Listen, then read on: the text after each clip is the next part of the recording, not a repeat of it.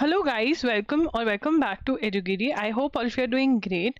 एजुगिरी पर हम हर रोज़ 6 बजे न्यूज़पेपर एनालिसिस करते हैं, ठीक है। एंड ये हर एग्ज़ाम के लिए जिसमें करंट अफेयर्स आती है वो बहुत ही ज़्यादा हेल्पफुल है।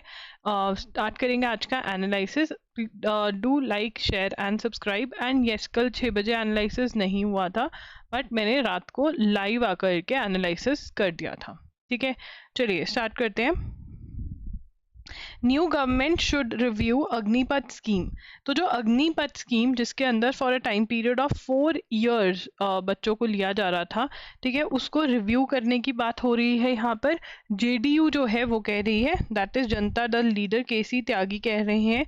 और जेडीयू जो है वो किसका पार्ट है? जेडीयू जो है वो एनडीए का पार्ट है, that is national democratic alliance, ठीक है ना। और दूसरी चीज क्या कह रहे हैं कि हमको कास्ट सेंसस करवाना है, जिसके अंदर हर एक कास्ट का निकाला जाएगा कि कौन सी कास्ट के कितने लोग क्या कर रहे हैं। और अगर इंक्रीज इन कास्ट देखा गया तो इंक्रीज इन रिजर्वेशन भी हम यहाँ पर देख सकते हैं। मतलब 50% रिजर्वेशन वाला चीज भी यहाँ पर हो सकता है, राइट। अब हमें पता होना चाहिए कि Bihar is the only state जिसने अभी 2023 के अंदर कास्ट सेंसस करवाया है। अभी बहुत सारी और स्टेट्स भी हैं जो कास्ट सेंसस करा रही हैं, बट बिहार जो ये कास्ट सेंसस है ये करवा चुकी हैं। और क्योंकि नीतीश कुमार जो वहाँ के सीएम है वो भी एनडीए के पार्ट हैं, तो वो कह रहे हैं कि हमको क्या करवाना है, हमको भी कास्ट सेंसस करवाना है, राइट। तो ये हमें चीज़ें हैं, ये अभी हम ज़्यादा डिटेल में नहीं पढ़ेंगे। अगर इनको बहुत इशू बनता है तो फिर हम इनकी डिटेल्स में जाएंगे। NHRC seeks report national human rights commission. आपको मई की न्यूज़ में हमने पढ़ा था कि एनएचआरसी जो है वो अपना ए स्टेटस गवा चुकी है। तो जो इंटरनेशनल ह्यूमन राइट्स की जो ऑर्गेनाइजेशन है वहाँ पे इनकी वोटिंग राइट्स जो हैं वो इफेक्ट हो चुकी हैं, तो वो आपको पता होना चाहिए। अगर आपको वो कवर करना है मई की न्यूज़ में, आप जा करके वो कर सकते हैं। कमेंट्स में बच्चे आपको बता देंगे कि ये कहाँ पर कवर करी हुई है। अब यहाँ पर सबसे पहली चीज़ एनएचआरसी की फुल फॉर्म पता होनी चाहिए। तो एनएचआरसी ने क्या किया है? NHRC issued notice to union ministry of women and child development and state of Rajasthan, Madhya Pradesh, UP and Gujarat, ठीक है ना। ओवर प्रैक्टिस ऑफ नटा प्रथा, अब नटा प्रथा क्या होती है? नटा प्रथा जो होती है उसमें girls in some community are sold, girls in some communities of these states are either sold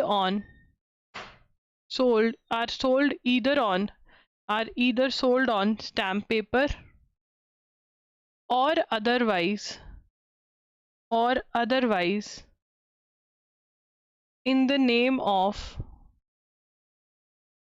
illegal or child marriage by their own families। मतलब लड़की की खुद की ही फैमिली या तो in the name of child marriage उसको दे देती है, बेच देती है, या फिर स्टैम्प पेपर पे भी बेचती है। क्या स्टैम्प पेपर पे इंसान को बेचा जा सकता है? Is it legal? Obviously it is not legal, ठीक है ना। तो यहाँ पर चाइल्ड मैरिज के नाम पे बच्चे को बेच देते हैं खुद के परिवार वाले, या फिर उसको स्टैम्प पेपर पे बेच देते हैं, पैसा लेते हैं लड़की को देने का। Give the immoral consequences of Nata pratha on women and minor girls. The minor girls कौन सी होती हैं? Below the age of 18 years जो होती हैं वो कौन सी होती है? Minor girls. माइनर का होता है बॉय या गर्ल जो है उसको माइनर बोलेंगे अगर वो 18 साल से 18 ईयर्स से कम है। Now, the commission has called for its eradication and abolition, says a message issued by rights body. The commission's direction has come following its intervention in complaint dated 15 July 2020 by the father of a minor girl who claimed that the child was allegedly kidnapped from Rajasthan's Salamgarh area in district Pratapgarh. Her body was found in Danpur in the district of Banswara. ठीक है, तो यहाँ पर एक father ने ये बात बताई. It was found that the father himself sold her as part of a marriage deal to a man for rupees 2.5 lakh as part of Nata Pratha deal signed by their families. And तो यहाँ पर families ने ही वो लड़की को किसने बेचा था, बाप ने ही बेटी को बेच दिया था, और उसकी डेड बॉडी मिली तो कंप्लेंट करी तो पता चला कि ये नटा प्रथा चलती है. कौन सी स्टेट्स में प्रेवलेंट है, ये states of Rajasthan, Madhya Pradesh, UP, Gujarat, यहाँ पर ये जो 7 वाली स्टेट्स हैं यहाँ पर ये प्रेवलेंट है. तो यहाँ पर कमीशन क्या कह रहा है, कमीशन हैज, तो NHRC क्या कह रहा है, commission has called for eradication and abolition of this प्रथा. तो अगर हमें क्वेश्चन आ जाता है नाटा प्रथा क्या है, तो मेरा क्या जवाब होगा, लड़कियों को बेचने की प्रथा. ठीक है ना. और NHRC की फुल फॉर्म क्या है ये हमने लिखी नहीं, यहाँ पे लिखेंगे नेशनल ह्यूमन राइट्स कमीशन. ठीक है जी, आगे चलेंगे. Heart break for India and Chhetri. हाँ, आगे चलने से पहले बहुत सारे बच्चों ने मुझे एट आई एम एजुगिरी पर बहुत सारे बच्चों ने अपने नोट्स भेजे हैं. ठीक है ना, तो अगर आप भी नोट्स भेजना चाहते हैं तो भेज दीजिए. मैं सभी मिस्टेक्स जो हैं वो देख लूँगी, ठीक है, आपसे पर्सनली डिस्कस कर लूँगी. बट जो मैं नोट्स वाली वीडियो बनाऊँगी जिसके अंदर हाउ टू मेक नोट्स, तो मैं वो इंश्योर करूँगी कि मैं हर किसी की वो जो मिस्टेक है वो कवर कर पाऊँ.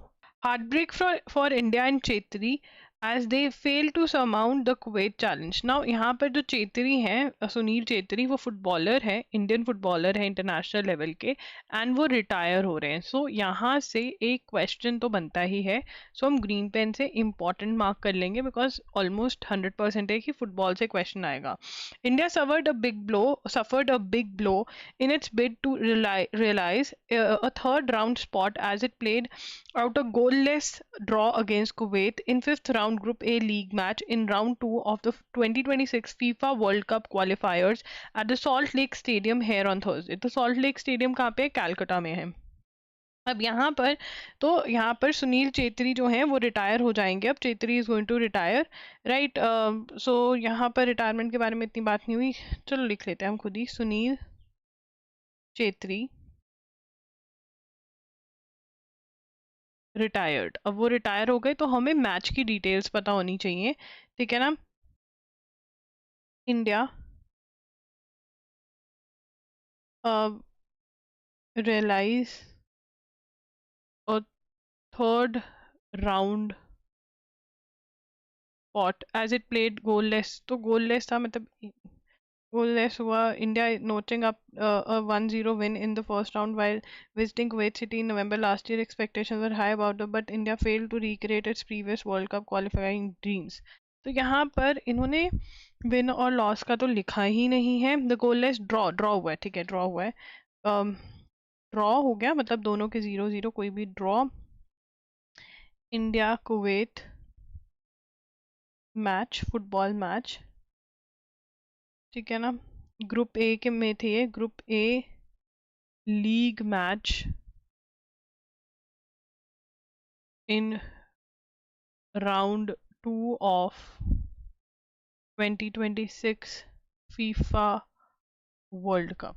तो फीफा वर्ल्ड कप के क्वालिफायर्स, मतलब क्वालिफायर्स चल रहे थे, उसके अंदर they lost to Kuwait. And इसी मैच में सुनील चेत्री ने रिटायर होना था, रिटायर भी हो गए. ये कहाँ पर हुआ था मैच, कोलकाता के अंदर हुआ, कोलकाता में सॉल्ट लेक स्टेडियम में. ठीक है, आगे चलेंगे. ट्रम्प एलाई, ट्रम्प का दोस्त Steve Bannon should surrender to prison by July 1 जज. Steve Bannon, a long time ally, long time friend of former president, जो पहले प्रेसिडेंट रह चुके हैं Donald Trump must report to prison on July 1 to serve his 4-month sentence for defying a subpoena from the House committee that investigated the US Capitol insurrection. तो जब ये elections हार गए थे, ठीक है ना, डोनाल्ड ट्रम्प एंड ऑल, तो इन्होंने बहुत प्रोटेस्ट करी थी और उसके अंदर ये भी इंक्लूडेड थे, he was part of that. तो स्टीव बैनन, तो बैन से नन, नॉन बैन, हम बैन नहीं लगाएंगे, नॉन बैन, स्टीव जॉब से स्टीव याद कर लोगे, ठीक है ना, फ्रेंड ऑफ या ally of, friend of president, former president लिखना है, president Donald Trump to report to prison. क्यों करना है, क्यों रिपोर्ट करना है प्रिजन को? 4 month सेंटेंस फॉर डिफाइंग सबपोइना, मतलब बुलावा आया है, ठीक है, तो नहीं गए कोर्ट में, समन आए फ्रॉम, सबपोइना क्या होता है, summon from house committee that investigated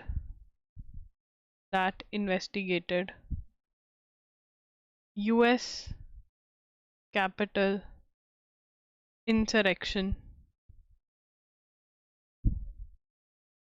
ठीक है ना। अब यहाँ पे यूएस कैपिटल के अंदर क्या हुआ था, वॉशिंगटन के अंदर, जब डोनाल्ड ट्रंप इलेक्शंस हार गए थे, ठीक है ना, तो उन्होंने बहुत प्रोटेस्ट करी, वो नहीं मानने को तैयार थे कि वो हार गए हैं।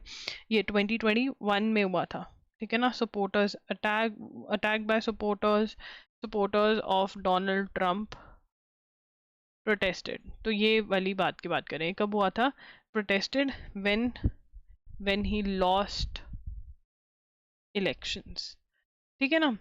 अब वहाँ पे जोसेफ बाइडन जो है, Joseph Biden is the president USA में। अब इनका नाम याद कर लिया, स्टीव बैनन, ठीक है।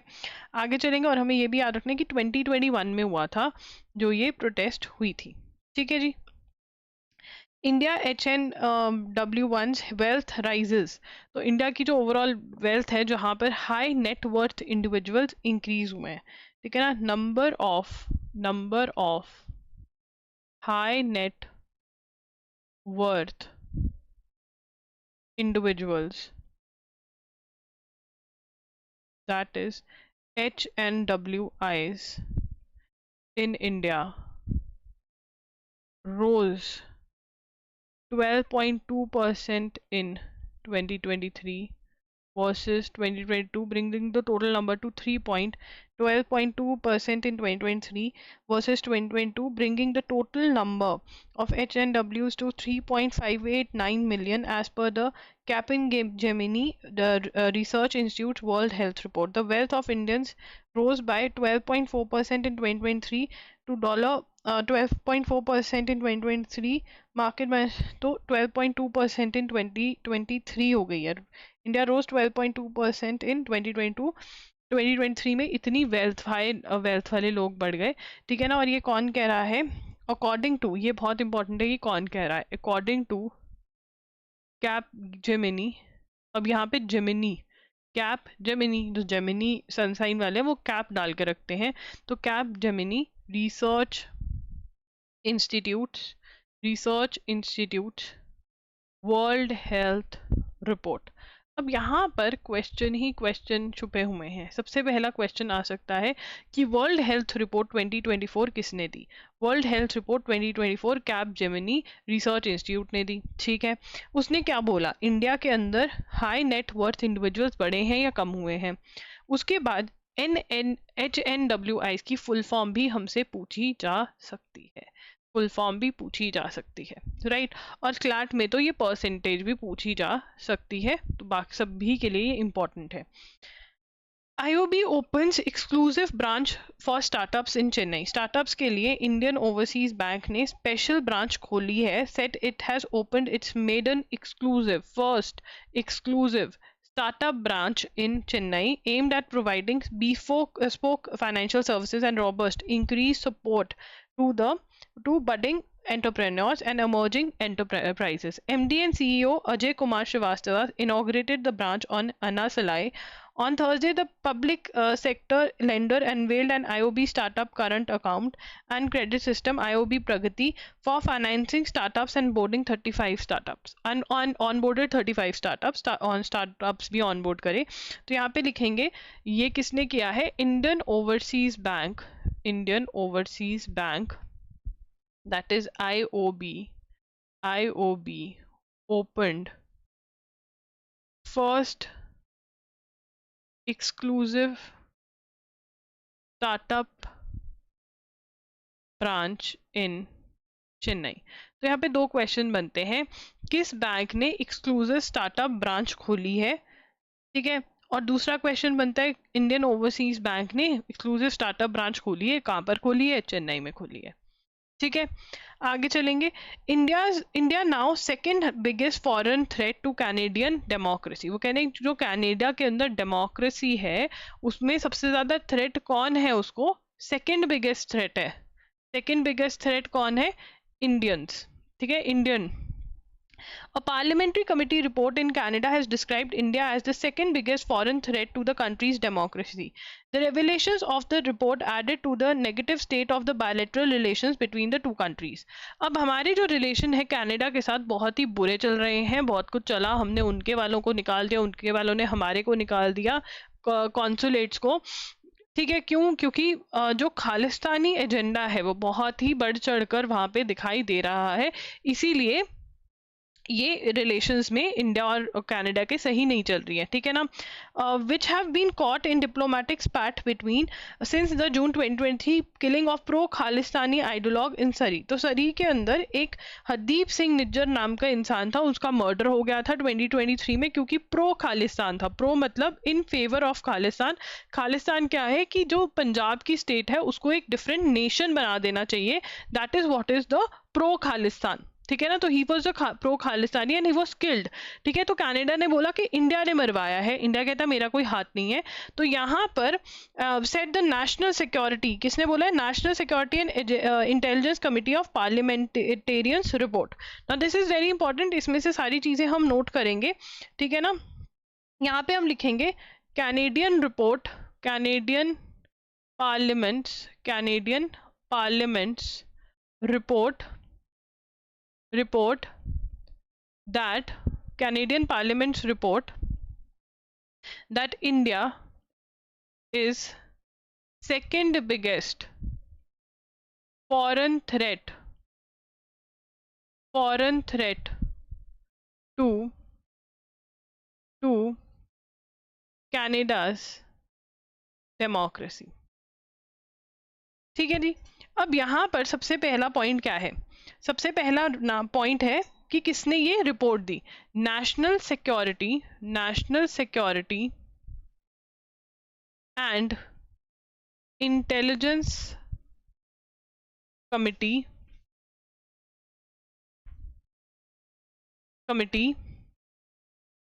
Of parliamentarians report. तो ये रिपोर्ट वहां से ही किसने दी? National security and intelligence committee ने ये रिपोर्ट दी है.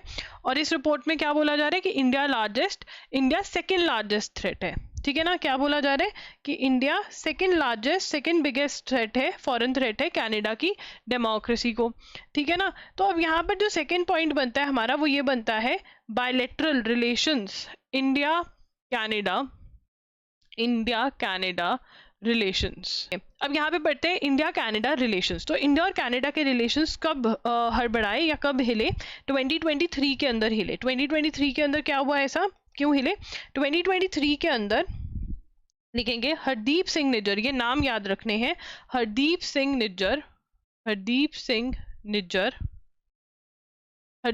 निज्जर की मर्डर करवाया गया. किसने करा? हुआ मर्डर. ठीक है ना. और ये कौन थे? प्रो खालिस्तान प्रीचर थे. वहां बैठकर बोलते थे कि खालिस्तान बनना चाहिए, मतलब separate nation for the people, for Sikh community. ठीक है ना. सिख कम्युनिटी के अलग नेशन होना चाहिए. ठीक है जी। हरदीप सिंह निज्जर, ठीक है, ये वाला इशू हुआ। तो इसी में कनाडा वाले कहते हैं कि भैया तुमने मारा है, ठीक है, इंडियंस ने इनको मारा है, इंडियन गवर्नमेंट ने मारा है, पता नहीं किसने मारा किसने नहीं। इंडिया वाले कहते हैं हमने नहीं मारा, इनकी खुद की गैंग वॉर चल रही थी, उसके अंदर इसका मर्डर हुआ है, but this is what happened. और इसी से इंडिया के जो रिलेशंस हैं वो हिले हैं। हमने उनके कॉन्सुलेट्स वापस भेज दिए थे, उसने हमारे भेज दिए थे, ठीक है, वीजा में भी दिक्कतें आने लग गई थी। अब आगे चलेंगे। प्रो खालिस्तान, खालिस्तान एजेंडा ही है। Khalistan slogans raised at Golden Temple, कि पंजाब को एक सेपरेट नेशन बना दो सिख कम्युनिटी के लिए, जैसे कि आपने मुस्लिम्स के लिए पाकिस्तान बना दिया।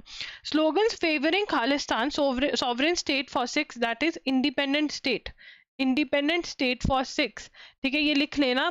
Premises of golden temple Amritsar. अब यहाँ पे क्वेश्चन ये भी आ सकता है कि गोल्डन टेम्पल कहाँ पे है? अमृतसर में है।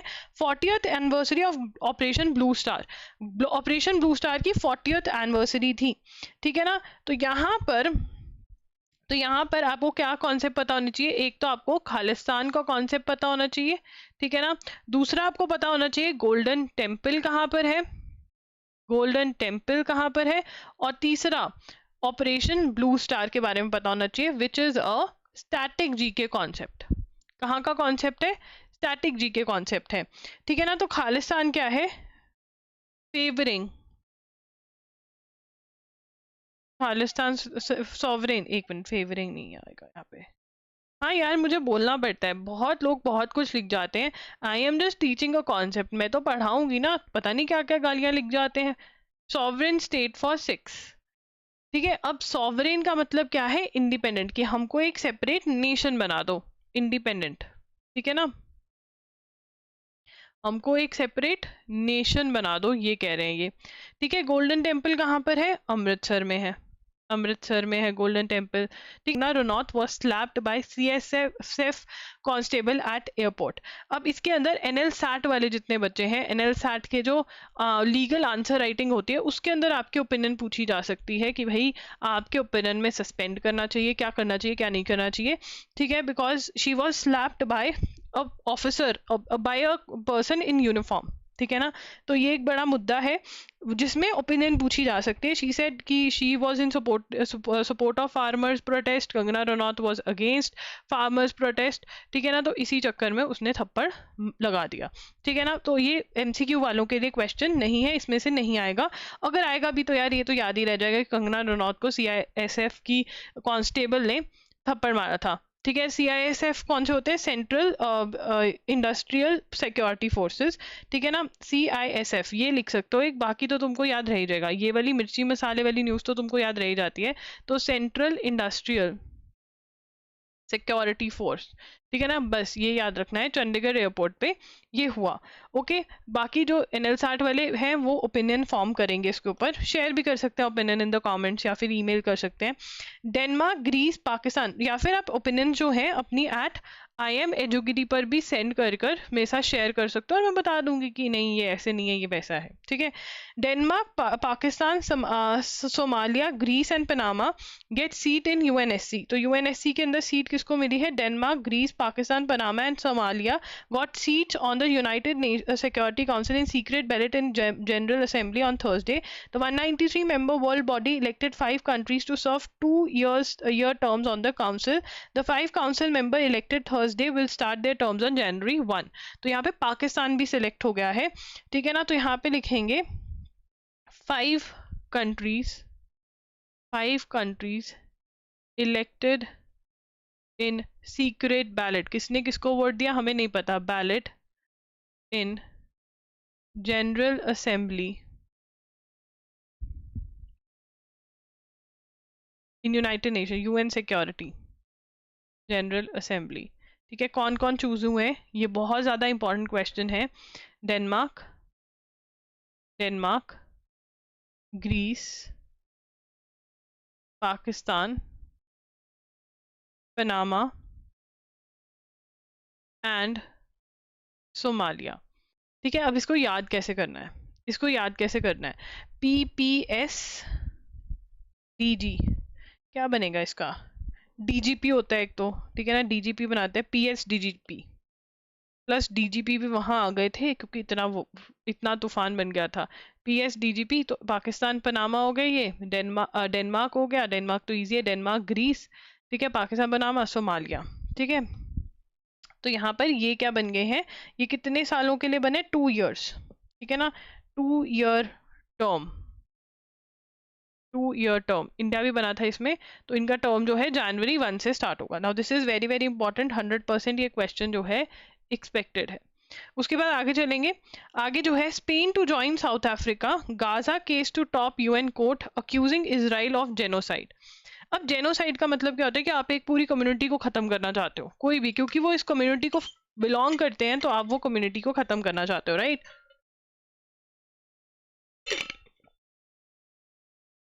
तो Spain to join South Africa, Spain to join South Africa, South Africa's Gaza case at ICJ accusing Israel of genocide।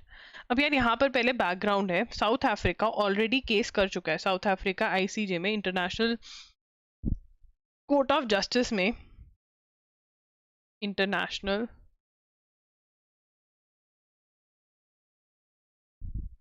International court of justice में ऑलरेडी केस कर चुका है। कौन? साउथ अफ्रीका पहले गया, साउथ अफ्रीका ऑलरेडी केस कर चुका है आईसीजे में इसराइल के अगेंस्ट कि वो गाजा में क्या कर रहा है, जेनोसाइड कर रहा है। जेनोसाइड मतलब पैलेस्टीनियंस को मार रहा है, ठीक है ना, ये केस हो गया। अब जो स्पेन है वो आ गया, स्पेन कह रहा है कि मुझे भी इस केस का पार्ट बनना है।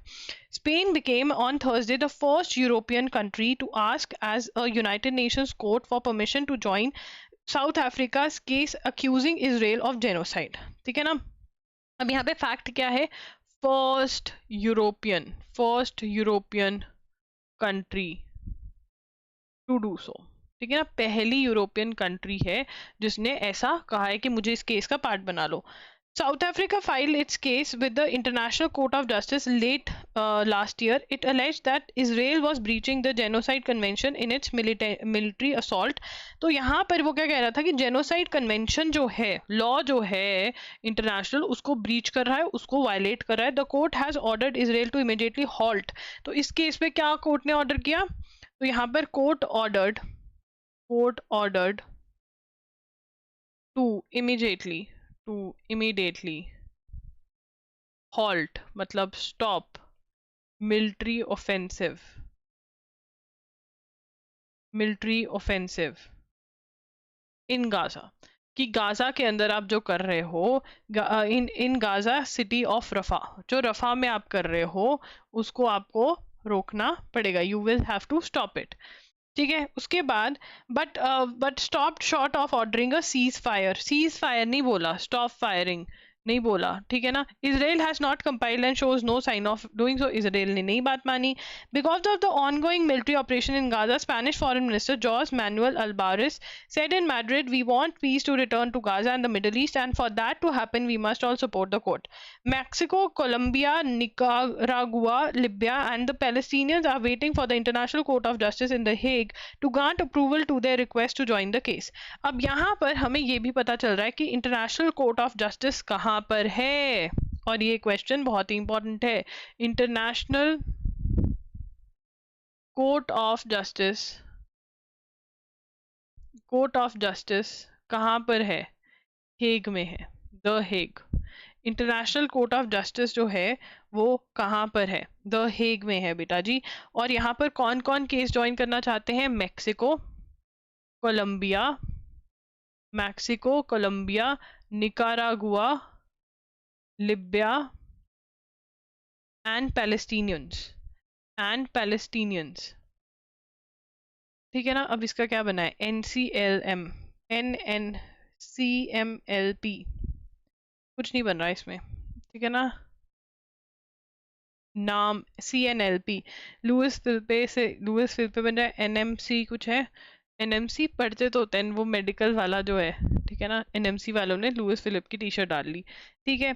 होती है टी शर्ट। एन से बन गया तुम्हारा निकारागुआ, एम से बन गया मैक्सिको, सी से बन गया कोलंबिया, एल से बन गया लिबिया और पी से बन गया पैलेस्टीन। इतनी गंदी हैंडराइटिंग मैंने क्यों लिखी है। चलो आगे चलें।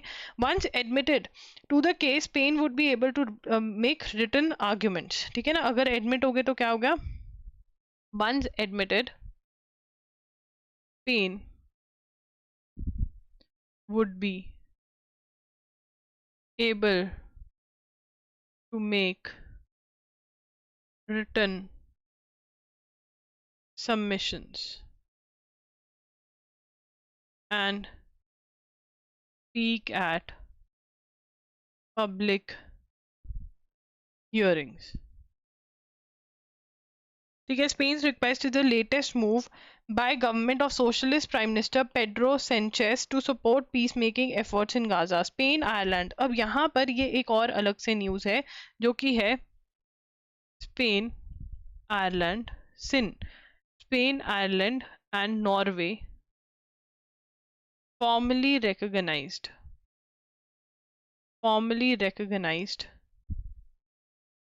Palestinian state on 28th May 2024. 28th May 2024। ठीक है ना, तो ये बहुत ज़्यादा इम्पॉर्टेंट है। ओके, दिस इज इम्पॉर्टेंट, तो ये आपको बताना चाहिए। आगे चलेंगे। द एनुअल क्लाइमेट कॉन्फ्रेंस, तो एनुअल क्लाइमेट कॉन्फ्रेंस कौन सी होती है, कोप होती है, that is conference of parties. Conference of parties, ठीक है। कॉन्फ्रेंस ऑफ पार्टीज क्या है, जिसको कोप भी बोलते हैं। कॉन्फ्रेंस ऑफ पार्टीज क्या है, annual climate change summit, annual climate change summit of UN, United Nations. ठीक है, हर साल मिलते हैं और डिसाइड करते हैं कि कैसे ये जो क्लाइमेट चेंज हो रहा है, ये जो हीट वेव्स हो रही हैं, टेम्परेचर बढ़ रहा है, उसको कैसे बचाया जाए। और इस बार कोप 29th एडिशन जो है, कोप 29 जो है वो कहाँ पर हो रही है, अजरबैजान में हो रही है। 28th एडिशन दुबई में हुआ था। ठीक है ना, तो कोप 29 कहाँ पर हो रही है, अजरबैजान। मैंने एक बार गलती से अर्जेंटीना बोल दिया था, तो भाईजान, बजरंगी भाईजान से अजरबैजान, याद रहेगा। और कोप 28 कहाँ पे हुआ था, ये 29th एडिशन, ये दुबई में हुआ था। ठीक है जी, ओके। ये क्वेश्चन जो है ये बहुत ही इंपॉर्टेंट है, बहुत ज़्यादा हलवा क्वेश्चन है। एक भाईजान याद कर लिया और तुम्हें 1 या 5 या जो भी तुम्हारे नंबर है वो मिल गए। चलिए आगे चलेंगे। A long standing criticism and matter of deep division between developed and developing countries is that 2009 commitment. अब यहाँ पढ़ ही लेते हैं जो भी पॉइंटर्स हैं। तो choice of Azerbaijan as the host means that it will preside over COP 29 proceeding and try to steer countries into achieving consensus.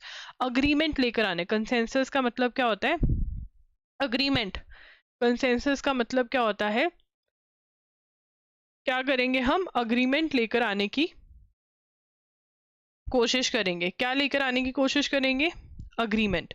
ठीक है, अब यहाँ पर इस सेट टू, अब यहाँ पर कोप जो है is set to further agenda points decided on 28th, मतलब और ज्यादा बात करेंगे, transition away from use of fossil fuels in just orderly and equitable manner and accelerating action in this critical decade this to achieve net zero by 2050। अब यहाँ पर ये कोप 28 की बात करें कि दुबई वाले कोप में क्या डिस्कशन हुई। सबसे पहले तो ये क्या करें कि जो कोप 28 के अंदर डिस्कशन हुई उसको आगे लेके जाएंगे। तो ये क्या है, तो ये क्या है, ट्रांजिशन। ट्रांजिशन का मतलब क्या होता है, change, transition away from use of fossil fuels in a just, orderly and equitable manner, कि बहुत आराम से एक just orderly and equitable manner के अंदर ट्रांजिशन, मतलब move away from fossil fuels. What are fossil fuels, fossil fuel is coal, fossil fuel is diesel, petrol. ये क्या करते हैं, सारे मिलकर पॉल्यूशन करते हैं। हमको कौन से सोर्सेज पे जाना है, रेन्यूएबल सोर्सेज पे। ये कौन से सोर्सेज हैं, ये नॉन रेन्यूएबल सोर्सेज हैं। नॉन रेन्यूएबल मतलब पेट्रोल एक बार गाड़ी में डाला, गाड़ी चला ली, पेट्रोल क्या वापस नहीं आएगा। विच आर रेन्यूएबल सोर्सेज, ये बेसिक कॉन्सेप्ट्स हैं रेन्यूएबल और नॉन रेन्यूएबल के। बेटा जी, अगर आप करंट करंट अफेयर्स में अंडरस्टैंडिंग नहीं लेकर आओगे इन टॉपिक्स की, तो आपसे लॉजिकल क्रिटिकल रीजनिंग भी सॉल्व नहीं होगी। अभी इस बार बच्चे, अभी मैं वो ले रही थी, डाउट्स ले रही थी बच्चों के, जो आंसर की आई है MHCT की, ठीक है ना, उसके अंदर बच्चे बहुत धड़ल्ले से बोल के जाते थे हम नहीं पढ़ेंगे करंट अफेयर्स, हम ऐसे ही क्लियर कर लेंगे। और बेटा जी बात ऐसी है कि जो लॉजिकल रीजनिंग के क्वेश्चंस, जिसने करंट अफेयर्स को अच्छे से समझा हुआ था, जिसने करंट अफेयर्स पी हुई थी घोट घोट के, उसके लिए वो हलवा थे, उसके लिए वो समझ वाले क्वेश्चंस थे। बट जिसने नहीं पी हुई मतलब पी हुई थी करंट अफेयर्स, अच्छे से प्रिपरेशन नहीं करी हुई थी करंट अफेयर्स की, वो आज की डेट में वो क्वेश्चन सॉल्व नहीं कर पा रहा है। वाई वाई तभी आपको कहती हूँ करंट अफेयर्स आर इम्पोर्टेंट, ठीक है ना। तो ये नॉन रेन्यूएबल और रेन्यूएबल सोर्सेज ऑफ एनर्जी क्या है? नॉन रेन्यूएबल एक बार गया तो गया, ये कोल डीजल ये सारा इसमें ही आता है। कोल डीजल एक बार गया तो गया, ठीक है ना, कोल डीजल पेट्रोल एक बार गया तो गया, ऐसे याद कर लो। रेन्यूएबल सोर्सेज ऑफ एनर्जी कौन से है? विंड, सोलर, वाटर, इनको हम रीयूज कर सकते हैं, लेस पॉल्यूशन, नो पॉल्यूशन वाला है यहाँ पर। और उधर उधर पॉल्यूशन है, उधर पॉल्यूशन होता है, ये आपको पता होने चाहिए। रेन्यूएबल सोर्सेज ऑफ एनर्जी ये आपका कहाँ का कॉन्सेप्ट है? SST का कॉन्सेप्ट है बेटा जी, 8th 9th 10th में पढ़ते हैं ये हम, ठीक है ना। अब यहाँ पर 2050 तक हमने ये अचीव करना है कि हमने किसको टाटा बाय बाय कहनी है? हमने नेट जीरो अचीव करना है, ये कह रहे हैं अचीविंग नेट जीरो, ठीक है ना। नेट जीरो कब तक अचीव करो? 2050 तक, 2050 तक। इंडिया ने कब तक प्रॉमिस किया? 2070 तक। अब यहाँ पर आपको ये समझना है, ये बाद में करेंगे कॉन्सेप्ट, आपको एक और कॉन्सेप्ट समझना है, और वो कॉन्सेप्ट है डेवलपिंग और नॉन डेवलपिंग कंट्रीज का, ठीक है, डेवलपिंग और डेवलप्ड कंट्रीज का। देखिए डेवलपिंग कंट्रीज कौन सी हैं? डेवलपिंग कंट्रीज कौन सी हैं? डेवलपिंग कंट्रीज, इंडिया क्या है? इंडिया डेवलपिंग कंट्री है, इंडिया डेवलपिंग कंट्री है। इंडिया डेवलप इतना नहीं हुई है जितना USA हो गया है, यूरोपियन कंट्रीज हो गई हैं, ये डेवलप्ड कंट्रीज हैं, ठीक है ना। अब यहाँ पर डेवलप्ड कंट्रीज में इंफ्रास्ट्रक्चर बन गया है, फैक्ट्रीज लग गई हैं, सब कुछ हो गया है, ठीक है ना। अगर हम पॉल्यूशन के हिसाब से सोचें तो पॉल्यूशन किसने किया? अर्थ में गंद किसने मचाया?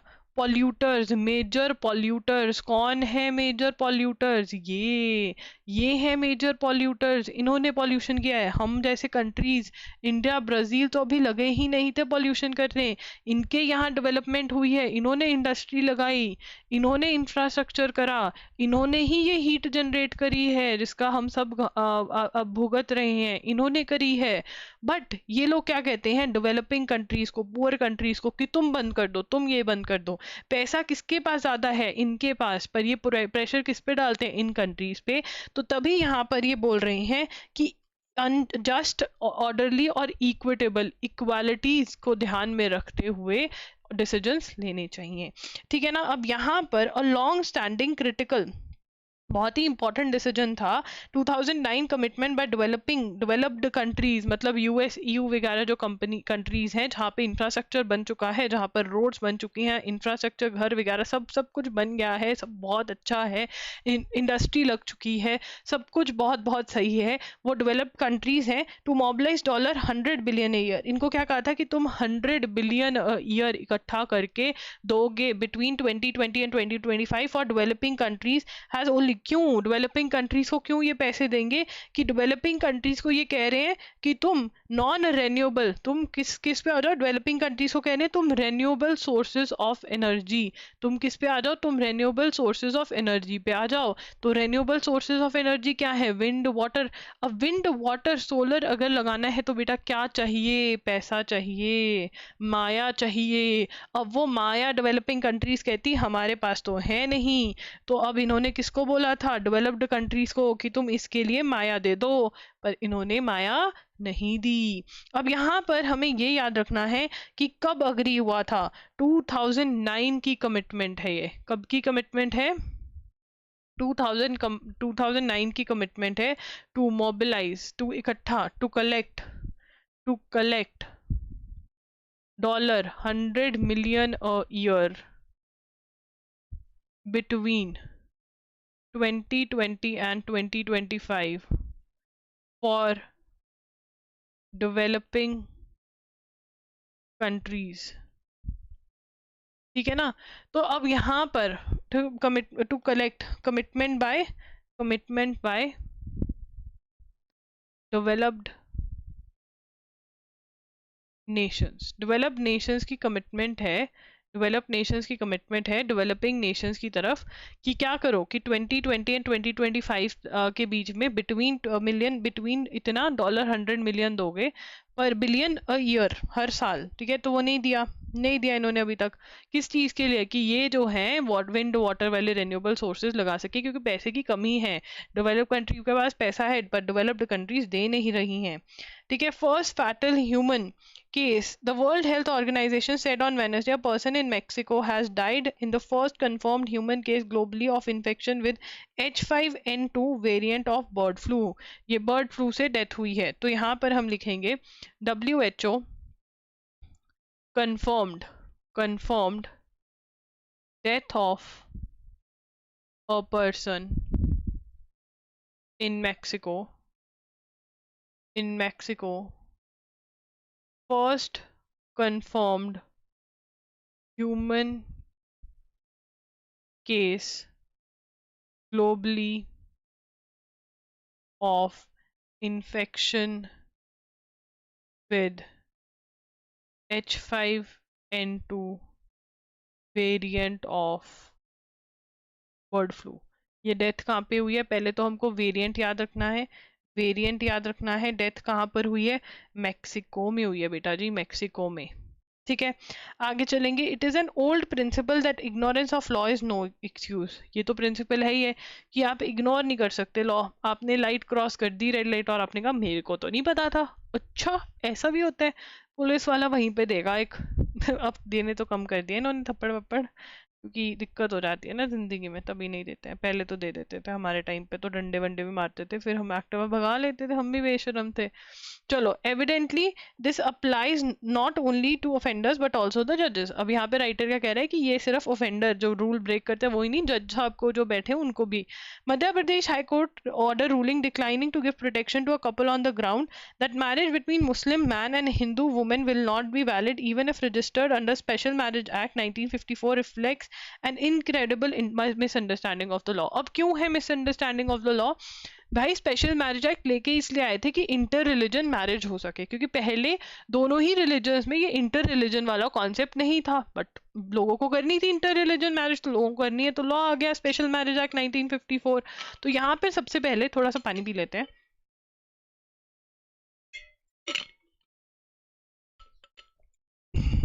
हाँ, तुम भी पी लो। तुम्हें क्या प्यास लगती होगी? बोल तो मैं रही हूँ, तो तुम्हारा दिमाग लग रहा है ना। The judge examined Muslim law treaties to conclude that a Muslim cannot marry an adulteress, और मतलब जो फायर वर्शिपर होते हैं, मतलब हिंदूज को नहीं कर सकते, as such a marriage would be irregular। तो अब वो मुस्लिम लॉ के अंदर जा रहे, तो वो कह रहे हैं कि भाई ये मैरिज वो है, बस जितने जितने हिंदू और मुस्लिम्स की शादी हो रखी है वो एक दूसरे को चढ़ाएंगे कि भाई देख ले। चलो, the SMA was passed precisely to allow interfaith couples to get married without requirements of marriage rituals associated with the religion। अब ये तो एम ऑब्जेक्टिव ही इसका ये था, ठीक है। For a court to dissect the personal law requirements of the parties to enter into a valid marriage when all they wanted was police protection to appear before the marriage registration officer is nothing short of bizarre। अब ये बहुत ही अजीब है। क्या है ये? अजीब। Bizarre का मतलब क्या होता है? Very strange, unusual. वो तो पुलिस प्रोटेक्शन के लिए आए, उनके पीछे उनके माँ बाप लगे होंगे, ठीक है ना। ये कोर्ट कहता है कि वैलिड ही नहीं है। ठीक है। अब यहाँ पर कौन से हाई कोर्ट ने ये कारनामा हुआ है? Madhya Pradesh high court. Madhya Pradesh high court declines to give. ये प्रोटेक्शन वाले केसेस बड़े मजेदार होते हैं, सच में मजेदार। पता है क्यों होते हैं? मतलब ये सुबह सुबह लगते हैं और जिस कोर्ट में होता है वहाँ इतनी भीड़ होती है। हाँ, प्रोटेक्शन वाले केसेस होते हैं, और वहाँ पे फिर एक और होता है, मतलब माँ बाप ढूंढ रहे होते हैं अपने बच्चों को। अब पता तो होता है कि भाई भाग्य, कईयों को पता चल जाता है, जिनको पता चल जाता है वो ढूंढ रहे होते हैं। वो जज को बोलते हैं आप हमें एक बार हमारी बेटी से बात करने लग जाओ, करवा दो। आई रिमेम्बर मैं एक बार कोर्ट में खड़ी थी और एकदम से धाड़ की आवाज आती है, मतलब ऐसे लगा किसी ने ना किसी का मुंह पकड़ा और ऐसे पटक के मारा, ठीक है। और लड़की को चांटा मार दिया उसकी मम्मी ने कि भाई ये क्या किया है, ऐसा वैसा। और वहाँ पे यही सब चलता, मतलब वो कोर्ट सबसे हैपनिंग कोर्ट होती थी, और जब आप स्टार्टिंग में प्रैक्टिस ज्वाइन करते हो और कोर्ट जाते हो तो ऐसा लगता है यार, और फिर नॉर्मल हो जाता है। फिर जब आप कोई ऐसा मतलब देखते हो तो आपको लगता है क्या है यार। Madhya Pradesh high court declines to give protection, ये बहुत जरूरी होते हैं यार, प्रोटेक्शन बहुत कुछ होता है, लड़के के अगेंस्ट केस हो जाएगा ये वो, protection to a couple, because protection to a couple on ground that a marriage between Muslim man and Hindu woman will not be valid। ठीक है ना, क्या कहते हैं कि वैलिड नहीं होगी, क्योंकि मुस्लिम मैन है और हिंदू वुमेन है, तो मैरिज नहीं वैलिड होगी। ठीक है, इवन इफ बेचारों ने रजिस्ट्रेशन करवाई होगी तो धक्के खा के, even if registered under special marriage act, special marriage act 1954। अगर अब यहाँ पे प्रॉब्लम क्या है कि भाई एसएमए एक्ट लेके क्यों आए थे, क्यों लेकर आए थे? SMA was passed precisely to allow, precisely to allow interfaith couples to get married without requirements of marriage rituals associated with their religion। तो मतलब आपको कोई भी रिचुअल नहीं करना है, आपको सिंपली जाकर शादी रजिस्टर कर लेनी है, स्पेशल मैरिज एक्ट के अंदर हो जाती है। बट यहाँ पर वो कह रहे हैं मुस्लिम मैन और हिंदू वुमेन है तो नहीं करने देंगे। क्यों?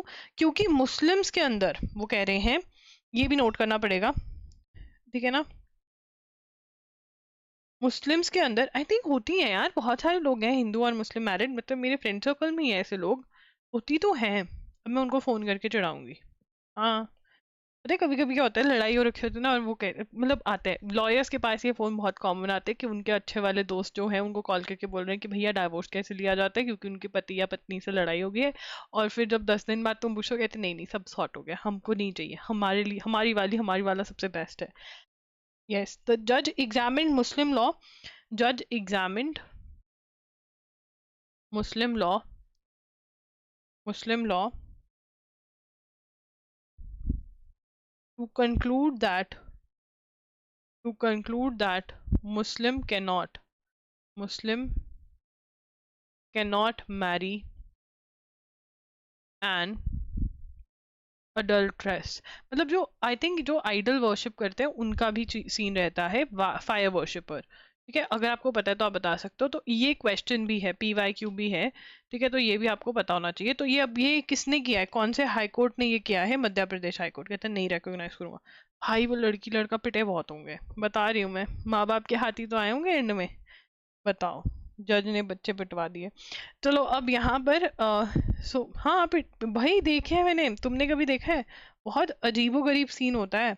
सो गाइस, अगर आप अभी तक loggery.in पर नहीं गए हैं तो प्लीज जाकर आइए, ठीक है, बहुत वहाँ पर सही सामान हम बेच रहे हैं। वन शॉट्स हैं, जो वन शॉट्स हैं वहाँ पर 7 to 8 आवर्स का आपको वीडियो लेक्चर्स मिल जाएंगे with digi notes, with video lectures, जिसमें आपका 1 मंथ का पूरा जो है वो कवर हो जाएगा, ठीक है, इंटायर मंथ। उसके बाद MCQs हैं, मई के MCQs बहुत जल्दी डल जाएंगे, उन पे काम चल रहा है, जैन से अप्रैल वाले डले हुए हैं, ठीक है। उसके बाद हमारे पास मॉक टेस्ट हैं, कुरुक्षेत्र यूनिवर्सिटी के KU के मॉक टेस्ट जो हैं वो आ चुके हैं, BA LLB के, ठीक है। अभी उसके ऊपर लॉगरी 200 का कूपन कोड भी चल रहा है, इन केस आपको खरीदने हैं तो खरीद सकते हो, ठीक है। उसके बाद हमारे पास अलीगढ़ मुस्लिम यूनिवर्सिटी के मॉक टेस्ट हैं, AIL LET के मॉक टेस्ट हैं, आर्मी इंस्टीट्यूट ऑफ लॉ के, पंजाब यूनिवर्सिटी 3 इयर्स के मॉक टेस्ट हैं, लखनऊ यूनिवर्सिटी 5 इयर्स और 3 इयर्स के मॉक टेस्ट हैं, ठीक है जी।